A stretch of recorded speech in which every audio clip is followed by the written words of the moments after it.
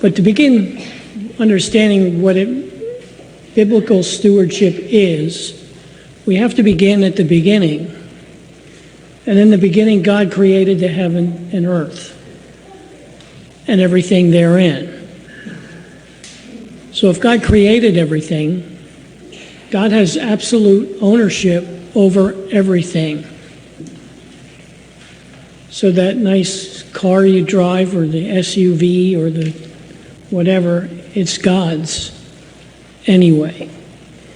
And what God has asked us to do, because he has the right of ownership over everything, is to take care of things, our relationships, the things we have, the earth.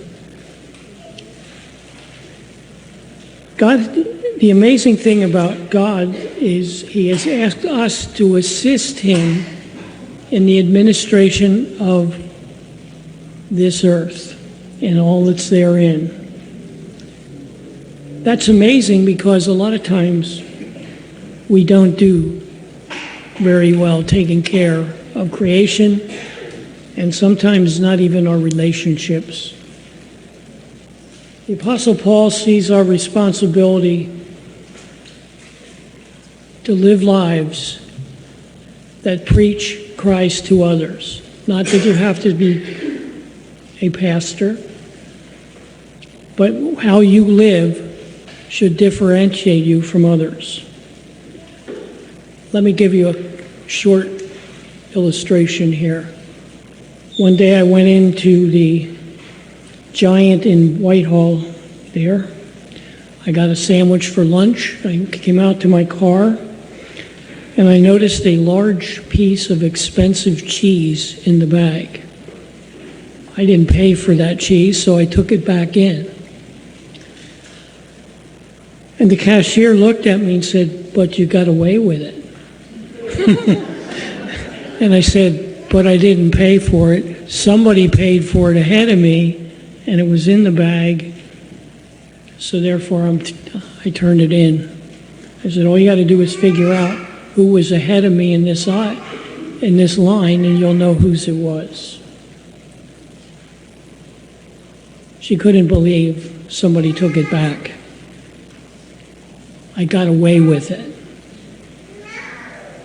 But not if I want someone to understand that my integrity is at stake if I'll get away with things. I think there's too many times in these days, and probably every day, where people get away with things or think they do. But all God asks us to do is be responsible for everything in our lives and to treat it the best way we know how. It's significant that God calls us as a community to care for things as well.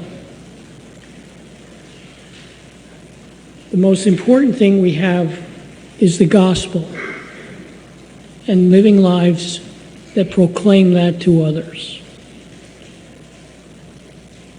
Jesus calls us to be obedient in the administration of everything under our control. The ultimate question we need to ask then is, am I the Lord of my life, or is Jesus Christ the Lord of my life? This may not be the standard stewardship, give money kind of speech you're asking for, or some people think. In essence, we have to care for each other, for the community, and for the things in our world.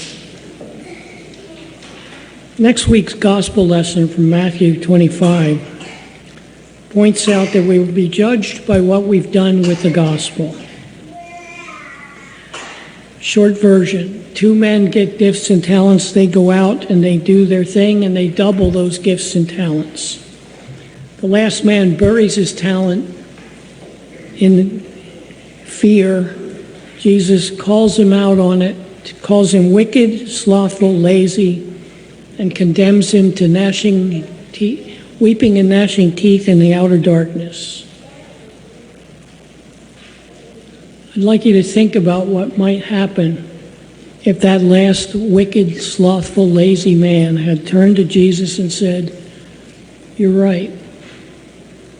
I've been wrong. I made a mistake. I should have used my gifts and talents." I have little doubt in my mind that Jesus would have forgiven him and restored him. Everything is God's anyway. We need to practice giving, not for God's sake, but for our own.